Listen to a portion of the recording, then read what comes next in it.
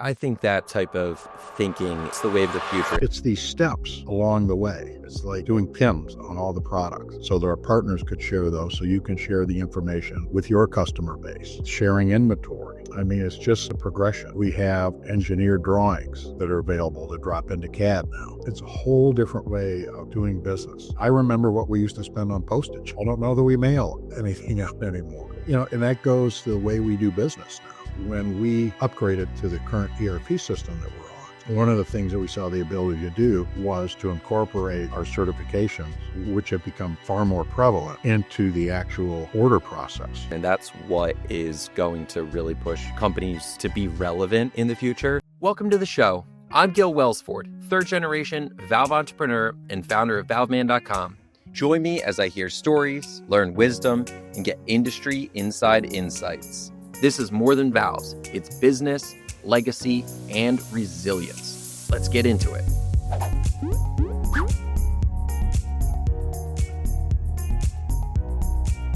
Hey guys, how are you? Welcome to the Fully Open Podcast. We have Jeff Scott from NOSHOK here this morning. I am talking to you from the Valve Manufacturers Association headquarters here in Alexandria, Virginia.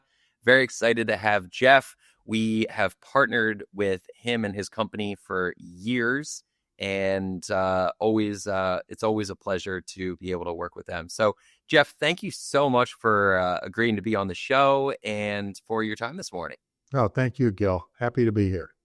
Yeah. So, Jeff, what I always ask people, and I'd love to sort of start the conversation, is tell us a little bit about, I know I believe you've been at NOSHOK for, maybe you don't even know this, 51 years. That is a really, really long time. It is a really long time. And I know you've had a whole career with NOSHOK, but let's start out from the very beginning of your career and just give us a little bit of a background of how you started in business and in this industry. Yeah, so an opportunity came up that I was introduced to.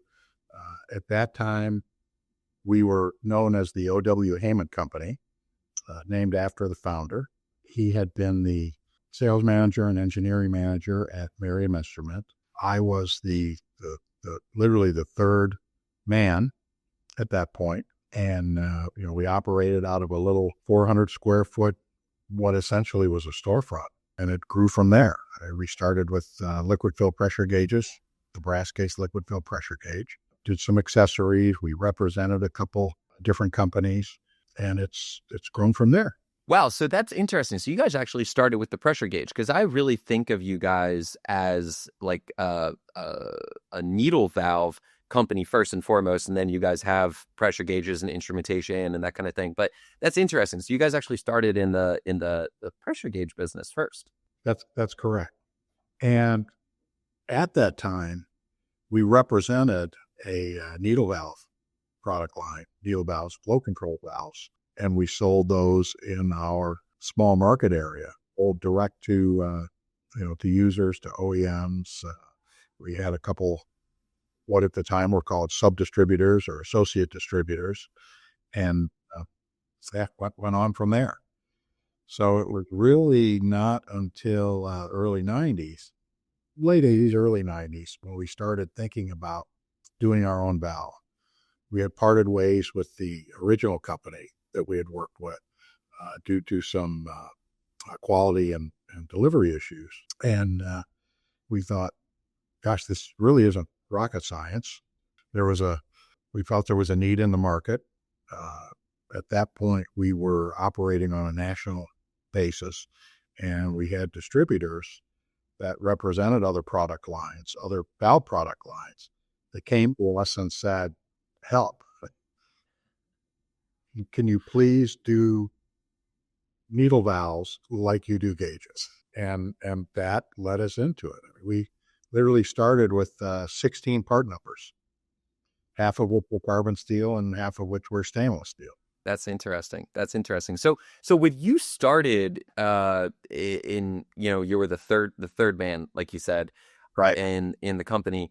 What was your role? Like, what were you doing in that role? And then what were your subsequent roles? And I know today you're chairman of the board of NOSHOK, but I mean, obviously the third. I mean, you probably didn't start as chairman of the board, right? So, what was that progression, and what did you do throughout your career? Yeah, so I went in and literally I started shipping, receiving, learned calibration, learned more about the instruments, assembly, and from there moved into inside sales, and from there outside sales. And when did you end up in the management, and what was that? What was that like? Yeah, so you have to imagine three people. There wasn't a lot of volume, and Sure. everyone did everything. I mean, Everything. Yeah. you have to start somewhere. And honestly, the company was kind of started as a lifestyle business by a founder. He had a long career working for engineering companies, working in the utilities, working at Mario. And he wanted to be able to travel and sail, and he was a competitive shooter. He shot a lot of crap, and he wanted the freedom to do that. So the the drive, the whole, how do we go about business? How do we go about building the business? Maybe wasn't super aggressive in that early time. Uh, Interesting. Unfortunately, really when he got to the point where he could do all those things towards the end of 1975, middle of 75 really is when he became ill and passed away at the end of 75, which is, you hear that sad story far too often. Someone works and works and works and finally gets to the point where they can enjoy life and the things that they like to do, and it's taken away. At that point, we moved on from there, dug in a little deeper. I mean, through a lot of different events, we expanded beyond the geographic role that we had, just kept expanding outward, expanded the product line. And I mean, today we're, gosh, just under 70, maybe right around 70, 68, 69, 70 people. We've moved from several moves over the years, but gone from 400 square feet to sitting at our main facility here is 51,000 square feet. And we just leased the building that is next door to us.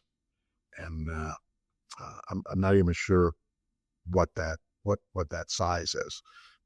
But with some of the additional manufacturing and fabrication that we're doing, additional people, we're doing some expansion here at the main facility. And yeah, it's been a ride, as they say, a good one. That's great. That's great. Well, Jeff, one of the things I was talking with Bruce Brocksterman, whom I believe from Richards Industries, he was on, I believe it's episode 2.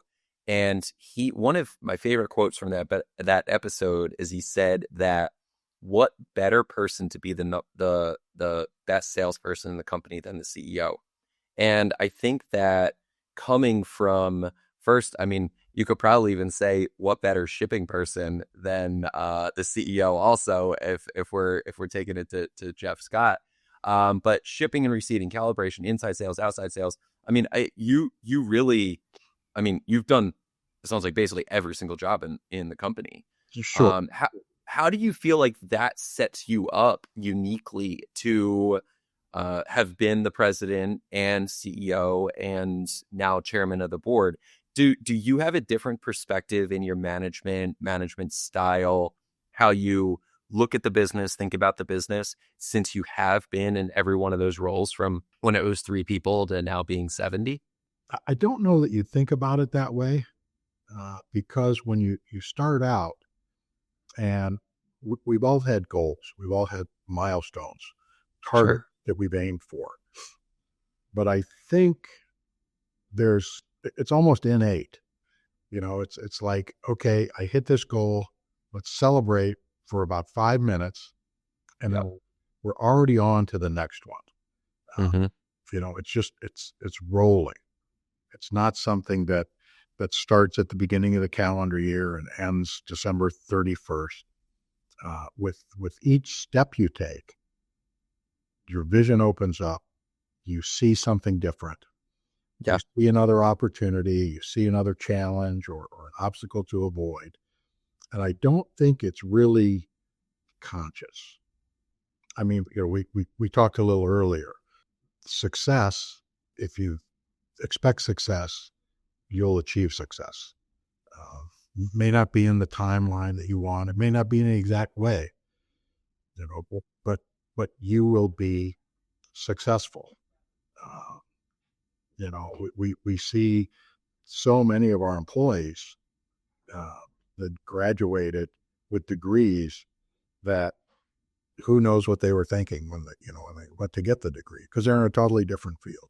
I mean, whoever about being in instrumentation and valve manufacturing, that wasn't something you thought about as a little kid. You wanted to be a policeman, a fireman, a lawyer, a doctor, something like that. It's like, hey, I'm going to manufacturing. I want to do instrumentation. I want to do valves. No one thinks that way.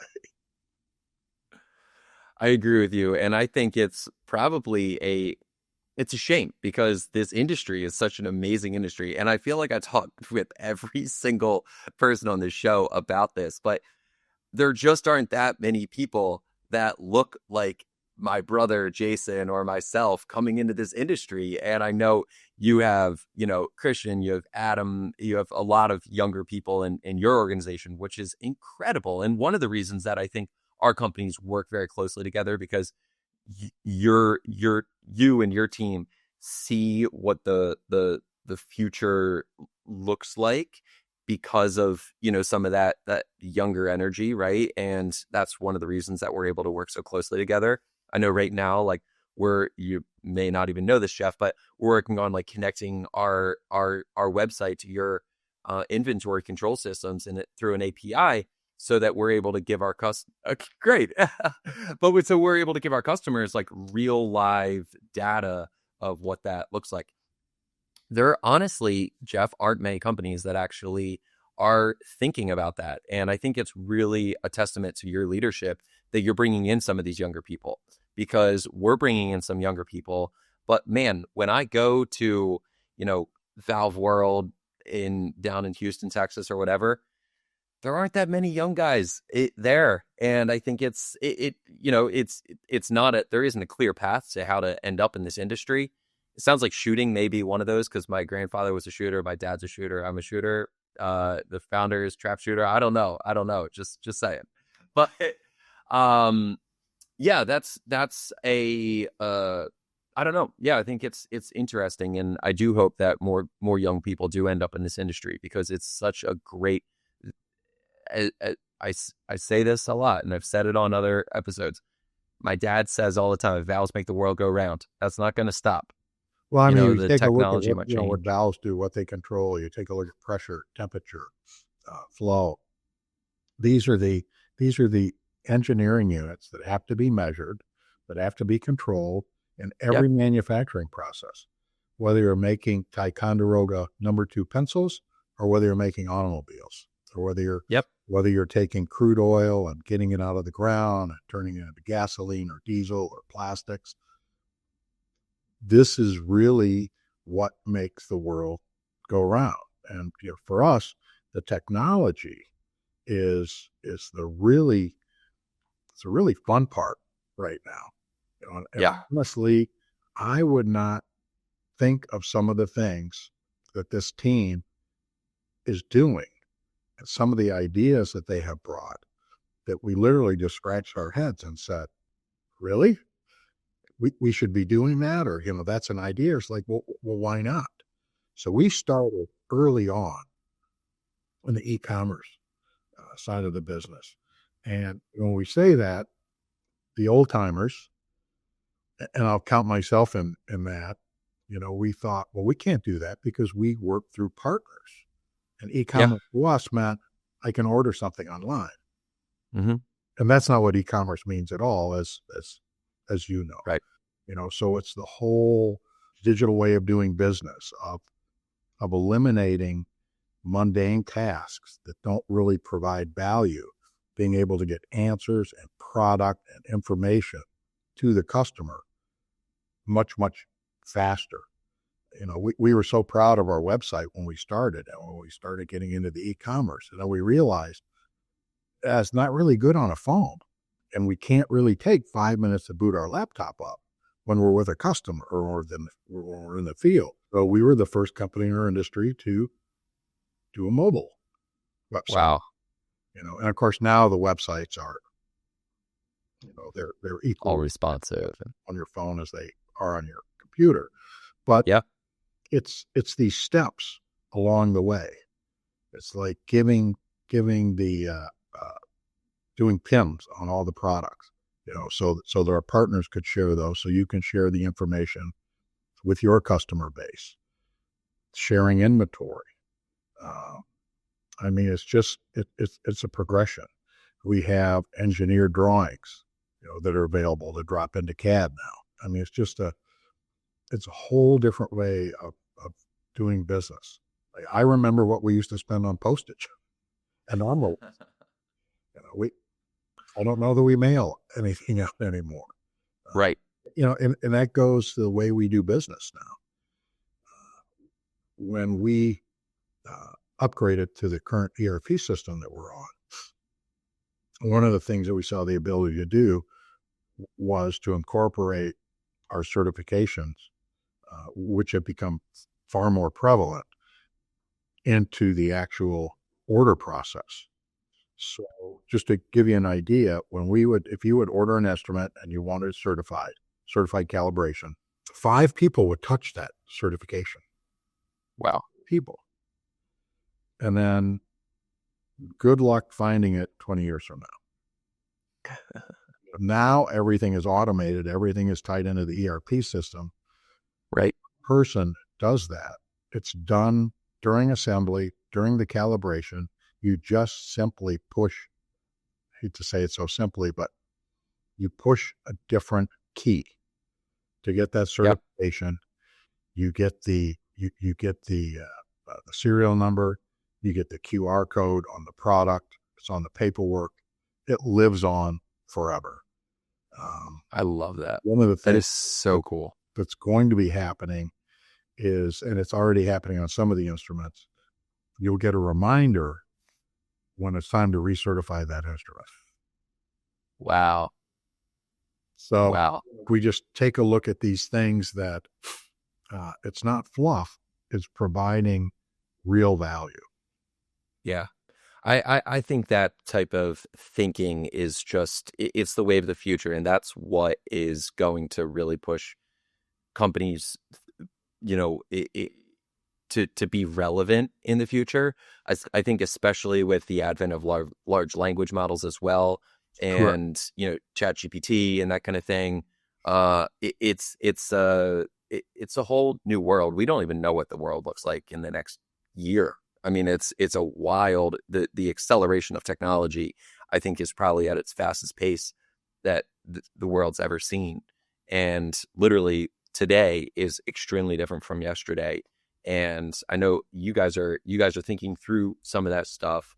And I had asked you a question earlier, and you told me that one of your proudest moments of your career was naming Christian Cole as the president and CEO of NOSHOK, which to me was such an amazing, it's an extremely humble thing to say, that elevating someone else was one of the proudest moments of your career. Like, I just think that's amazing.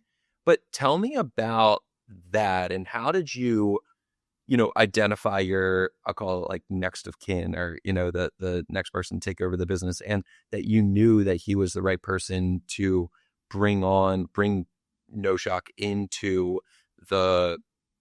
this new world of technology and some of the stuff that we're talking about now.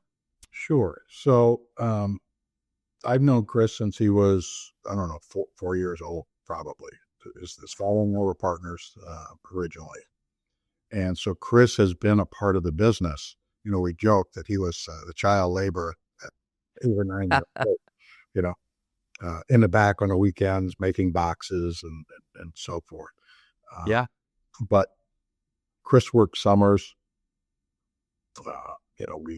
We brought in a lot of his friends, during high school, during college.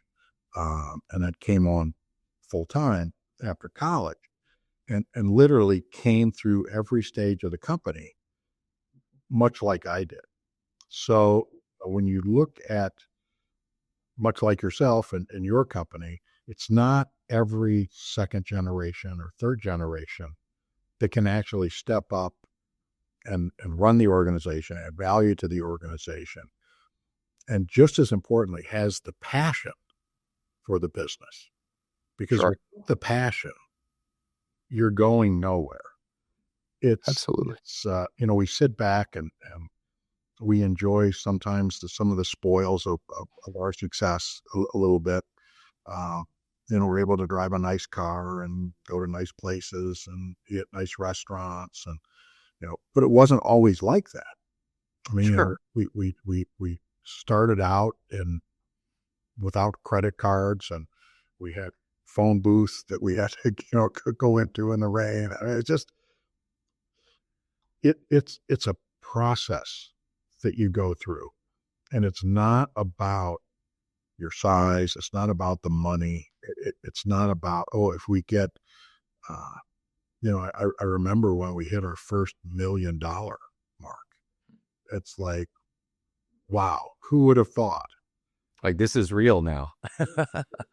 The second million in sales came way faster than the first, and Yeah. it's moved on from there. So I think you have to have the passion. It's about growing the business. It's about maintaining the culture, doing the right things, and the business will just grow. So one of the pieces of wisdom that you had shared with me was, well, you shared two, and I'm gonna double tap on one of them, but I don't want everybody to miss out on both pieces. So the one was easy on people, hard on processes. Correct. And the second was stay true to values. And I think what you're sort of chatting about a little, what you're talking about is values and staying true to those values. So if you don't mind sharing, like, what are some of those values of No Shock, and how do you incorporate them throughout the business and the culture, and making sure that those values stay core to that culture? Yeah. So it's really about providing value. It's about providing solutions, doing the right thing for the customer. We were raised with words like character and integrity, and what is Mm. that's doing the right thing when no one's looking. Yeah. We were When we came up with our 3-year warranty in the very early days, actually, even before I started in 1972. So you have to look at doing the right thing for the customer, providing the best possible solution for them, um, even if it may not be the best thing for you or for you company or for your company. Yeah. It's about doing the right thing, and everything stems from that. I'd like to say that we're perfect. We make mistakes along the way, but when we do, it's important to talk to the customer, to take care of it, not to dodge the bullet, try to hide behind a policy or something. And then when we do things, especially as let's talk about e-commerce, and let's talk about sourcing and supply chain and how we do those things. I hope I'm not giving away proprietary information here, but many years ago, we had an issue with a stainless steel material that came Mhm. from one of our machining partners, and Yeah. they did the metallurgy on it, and it wasn't 316L. We had different grades, although we had the material certificates from the mill. Let's just say they're on the other side of the Pacific, that said 316L.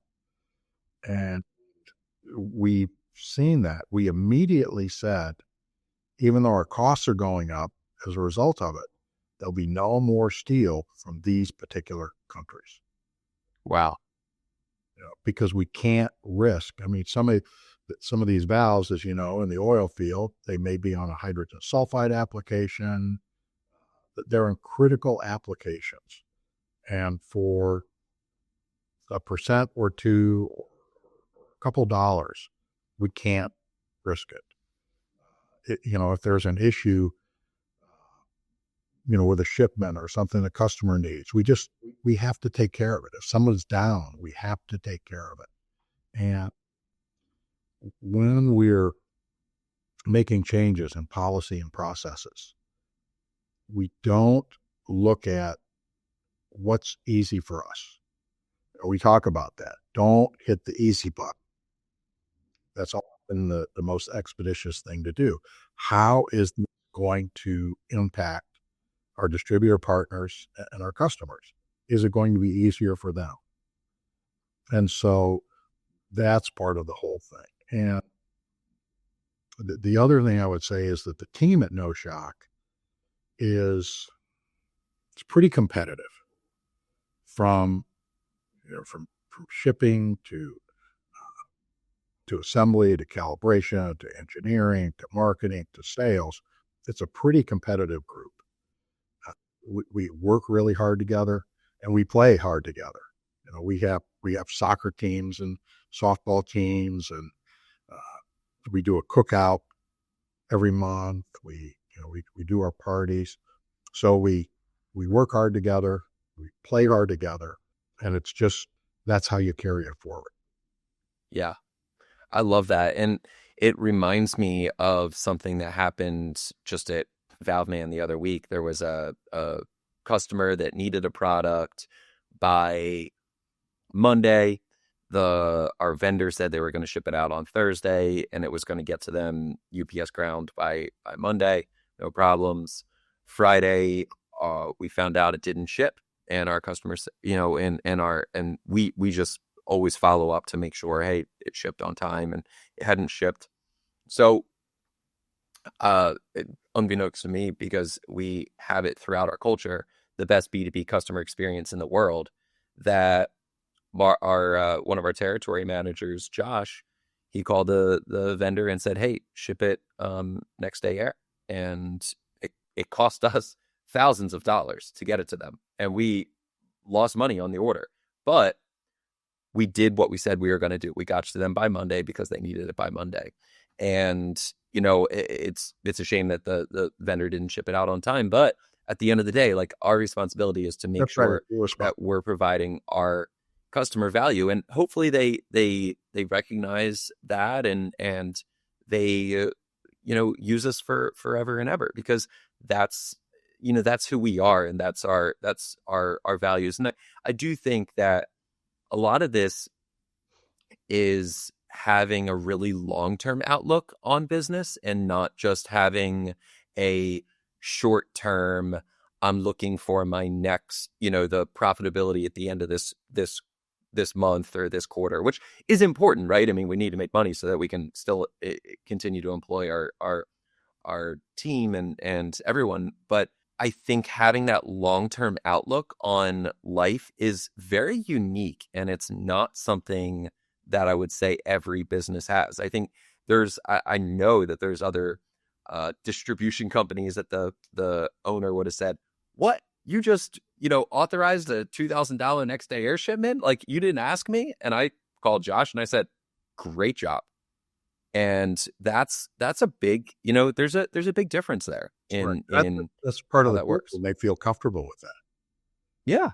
Yeah. I mean, and congratulating him and celebrating that with the team. Like, we lost money on this order, but we did what we said we were going to do. That's right. We went round and round and talking about Chris being that next guy. He's earned it over the years. He's demonstrated that he's the right guy. And so, he and I worked very, very closely over the years. I primarily handled sales, finance, that side of the business. He's handled the operations side of the business. We back each other up on both of that. And obviously one of the owners of the company, but it didn't come from, gosh, I deserve this, or I'm just next in line. And so that's what made me feel so good about it. It's like, he's really like, this is what we've talked about. This is what we plan for. And, and it's time to do it. So yeah, it's a pretty good feeling. Yeah. Well, that's great. And congratulations on that, because I don't think it's easy to find. I feel very, very blessed that Jason, my brother, and I, we have extremely complementary skill sets. It sounds like between you and Chris, and both of us actually had careers outside of the valve world for about 10 years, and both strategically decided to come back into the industry. And that was really, it's very unique, and it's been so much fun to be able to work with my brother and had those complementary skill sets. And as you said, every single time you grow, you identify the next opportunity, their next challenge. And I think that's one of the things that a lot of people in this, in business, everybody thinks it's a destination, but the fun isn't in the destination. There isn't a destination. It's the journey to get there. I mean, I have a laundry list, and it's in our project management software, a laundry list of, these are, different things that we could do, and there will always be a laundry list. And it's fun. It's so exciting to be able to build something worth building with people that you love and trust. We have employees that have come in that have worked for other companies where they said it's like there was a shroud. There wasn't the excitement. It was about protecting. It was about saving money. It wasn't about making money. It wasn't about growing business. And you make mistakes when you're doing that, and yeah. There's things like you talked about, the next day air shipment. We've done that numerous times, and we thought we could get something out the door. It didn't go out the door, so we're shipping it next day air because the customer told us, or the distributor partner told us, it has to be here on Monday or has to be here on Tuesday. Yep. I remember an instance. Actually, there were two different instances. We never really shut down. When we do our inventories, we do cycle counting and whatnot now. But when we used to shut down for a couple of days at the end of the year, between Christmas and New Year, to do the big annual inventories, nothing could ship. Nothing was happening. We got a call from an automotive customer. Actually, the call came from the distributor salesperson. They needed 2 transducers. They were down. They were going to send a plane to the airport and have someone pick it up. Oh my goodness. A cab to our place. And it's like, it would have been easy to say, no, we're shut down. We can't invoice that. We can't, whatever. It's like, just have them call. We will meet them at the airport with the product. We can take care of the paperwork later. Wow. You do things like that. And we had a call. There was a refinery on the West Coast that needed some gauges and diaphragm seals. Yeah. So this call came in, on a cell phone on a Saturday, and they needed them. Right, they were down. You think, wow, well, surely they could get them on the West Coast somewhere, but they worked with our distributor partner. Our distributor partners called us. We brought people in. We put their order together in the afternoon, got it out, FedEx or UPS, something overnight that would get it there Sunday morning. And, and they were in business. Well, what's the premium for this? It's like, well, there is no premium. You're you're paying it. You're paying the air freight, which was pretty hefty. Yeah, sure. You're not doing that if you don't really need these things. And at a time when we had minimum orders, we automatically waived the minimum order if someone needed it, air freight. So we thought if they're willing to spend more for the freight than the cost of the product, they really need this. Right. So let's not kick them when they're down. Let's take Yeah. them. Yeah. And that's just that. Again, that gets to the culture, the mindset, who you are, how you operate. And I think that's amazing. And I didn't know those stories, and it just proves why our companies like get along so well and why we've been able to grow together so much, because you guys have a long-term mindset. You don't make those decisions if you're, just counting the dollars and cents and only looking at a P&L. It's just, you're just not going to make those decisions. And unfortunately that is happening a lot in our industry with the consolidation of private equity and all this kind of stuff, where that's, those things aren't happening much anymore. And there still are some family owned companies, and those are the ones that we really, really love to work with, the privately held companies that have long-term outlooks in business, that will, just want to grow together, want to do right by the customer, and value a relationship. At the end of the day, it's all about relationships, right? You want to. It's not about the individual sale, right? You No. need the recurring revenue, and that happens when you have the relationships, when you're solving problems. Absolutely. When you're providing value, and it's that ease of doing business. Yep. That's absolutely paramount, because in today's world, there's lots of companies, and I have to be careful how I say this, they're not really capable. They're the low cost, generally smaller importers. And I don't say that with any disrespect, because there's a place for that type of business. But they have none of the compliance. They don't have the quality programs. They don't have the compliance issues buttoned up. They don't have the e-commerce side of the business. They don't have the infrastructure to support growing businesses. They can take orders. They can ship them.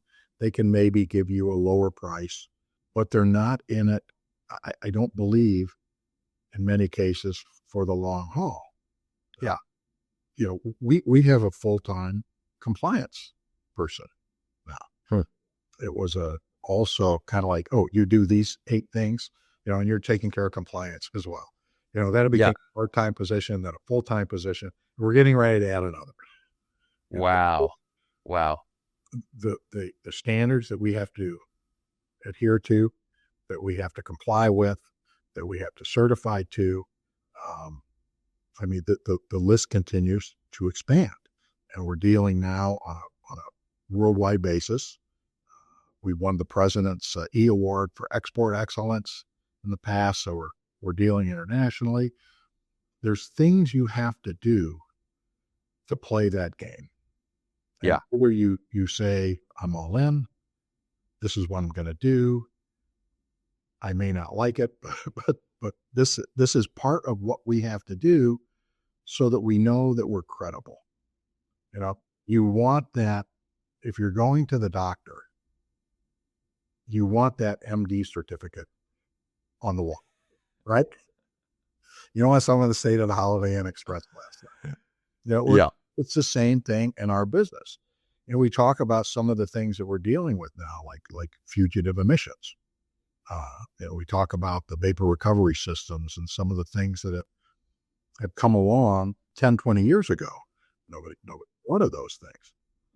I remember the valve and regulator companies at FCI, when we were part of that, working on fugitive emission standards and packings and sealings. Gosh, 20 years ago now. Wow. Now they're real. So, of course, you deal with that every day. We do. So not everyone can do that. And there's a cost to doing that. Yeah. Yeah. No, I think these are all really, really great points. And it's all that long-term outlook. We make our decisions, and I've talked about this on the podcast before. We're building our business for the fourth generation. And that is how we make our decisions. Is this going to be good? Now, if my kids want to come in or not, like, that's up to them. That's right. I'm not going to force it on them, but we make our decisions as if we're building a business for the fourth generation, not that we're building it for, to sell tomorrow. And it's a different way. It's culture is important. Values are important. People are important. The customer is important. That's why we try to create the best B2B customer experience in the world. And we don't ask for our customers to, you have to place a purchase order this way and email this person and blah, blah, blah. If you want to send us a carrier pigeon, that's fine. Like, I really don't care. And that's, again, I think that's actually very rare in this business. So it's great to hear you guys, you say the same thing, Jeff. I love it. I mean, we look at the business from a business perspective. NOSHOK is bigger than any of us. It's bigger than any of us individually. And if I got run over by a truck pulling out of the parking lot this afternoon, the business is going to go on. If something happens with Chris or with, the business has to be self-sustaining. It has to be bigger than us. It's almost like the business doesn't serve us. We serve the business. Yeah. We are held accountable to our employees. We're held accountable to our customers and to our partners, and we have to be good stewards of that. We're here for a short time.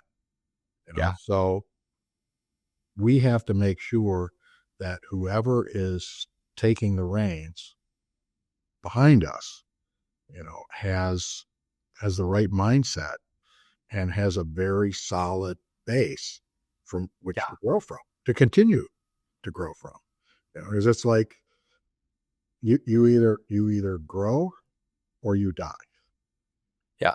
You don't get to coast. The only time, it's like riding a bicycle, right? The only time you can coast is when you're going downhill. So if you're not growing, you're dying. I've heard that many, many, many times. Yeah, and I mean, it's just like it's not profound. It's just simple. Yeah, and especially in the world that we live in today, with technology just growing so much. If you're not, none of this is rocket science. Yeah, it's just we have to invest in that technology. Who'd have thought we'd put this kind of money into our software systems and our people? I mean, we have an AI guy here now. Yeah, and we do as well. Yeah, it's amazing. Yeah, but this is part of how we're becoming a better business, that we're improving processes, that we're operating more effectively. And it's not at least what I was first introduced to with Chat GP. It's like, it's not going to help me write a resume or a report better. I mean, it's machine learning, it's better predictability in how we run the financial side of our business, and how we run inventory, and how we run sales, and how we do things. I just want to share one quick thing with you here. Kind of goes back to this. So we have I believe, a great customer support team, with a really capable manager of the team. And he's worked for some major corporations. And again, shares our views. It's the long views. His goal, our goal, is like, he wants it to be the best department in the company, the department everybody wants to move into. And that should be everyone's goal.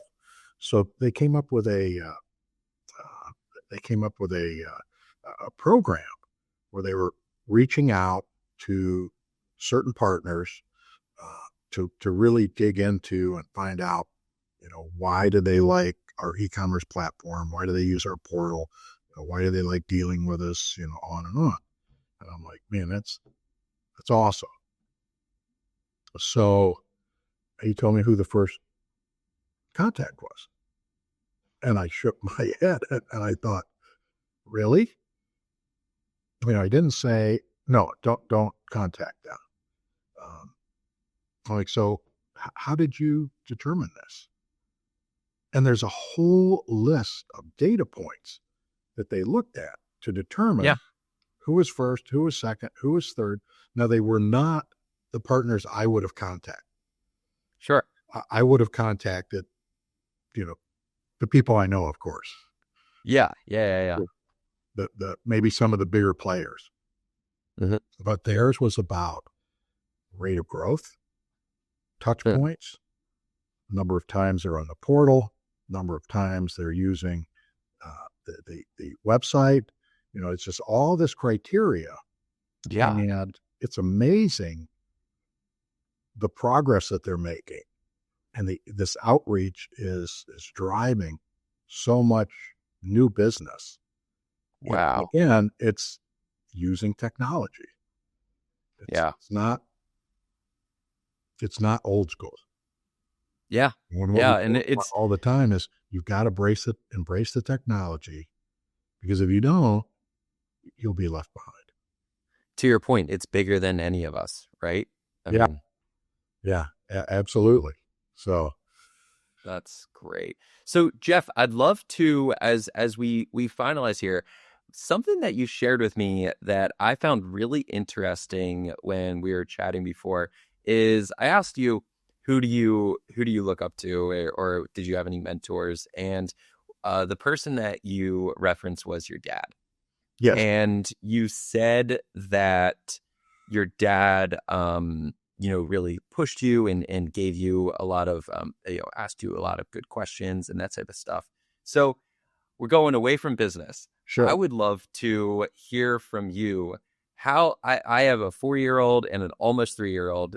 Gilbert the third is going to be turning 3 here in about 10 days. So how do I do the same thing that your dad did for you in, challenging my kids and maybe you can share a little bit about what your dad did for you. Yeah, he was always a rock.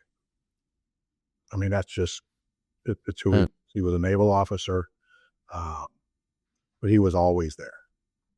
And lots of times I thought he was way too hard, but I knew he was always there. He was always fair. And as it turns out, he gave me, as they say, plenty of rope to hang myself with. As long as I held up my end of the bargain, he gave me more and more freedoms, more and more responsibilities. And again, gave me the basis of right from wrong, faith, family. So, those are the basics. That's the foundation of who we are. It's not the business. It's, it comes from the start. And through business, I know there's lots of friends that I have in business and I've had over the years, that had a mentor. This is especially true in larger companies. They had someone who took them under their wing. I've had a lot of folks that have taken me under their wing over the years. People that I've looked up to, people that I've learned from in business. Some were customers, became friends. There hasn't been that traditional, this was my mentor. Like if you talk to Jamie Dimon, he had a mentor, but he worked under him for 15 years and learned the financial business. And, we're not in that vein. So I really tried to learn from everyone that I worked with. When I started out, it's hard to believe, but I was the young guy. Well, I'm calling on guys that had been in World War II, guys that had been in Korea, Yeah. Guys that were in Vietnam and had built successful families, successful businesses. Some were train wrecks. You learn from them too. This is not the way to do it. You learn from them that when they had their failures, whether it was marriages, alcoholism, and so forth, I tried to learn from all of them, and to keep learning. I love that. And I was actually having a conversation this morning, and the person, I was at a Bible study that I go to on Wednesday mornings, and one of the guys in the group, he was sharing that Aristotle wrote thought a lot about what is happiness and like what creates happiness, and he ended up at happiness is found when there's joy in learning for the sake of learning, not to have something. Because a lot of people think about the ROI when they're doing something. I'm going to have this conversation. What's my ROI? I'm going to do this thing. What's my ROI? But at the end of the day, Aristotle's point is that happiness comes from the joy of learning without any expectation of something in return. So I think that's a really great perspective. I just recently saw that quote. Really? Oh my goodness. Recently saw that quote. But I mean, think about when you feel best. Do you feel best when someone gives you something, or when you're able to give someone else something? Absolutely. Yeah, you feel. Absolutely. And it honestly, Jeff, that's the point of literally this podcast. Like the reason that we're having this conversation is because, sure, it's fun. Like I love to just learn from guys like you that have been in this industry for 51 years. And I think that there's too often times, and I know I've shared this with you on phone calls, but there's too often time, folks live these amazing careers and learn all this wisdom, and it just sort of ends up fading into the sunset. And I want to be able to share some of that wisdom and opportunity to learn from guys like you with the rest of the world. So I really appreciate you sharing today, and thank you so much for being on the show. This is such a fun conversation. I love it. I'd love to continue to stay in touch and chat. But thank you also for the entire team at NOSHOK. I really mean this. You guys are such incredible partners and so much fun to work with. And I know that we're going to continue to grow together. So thank you. Well, no, thank you, Gil. It's our pleasure, completely my pleasure.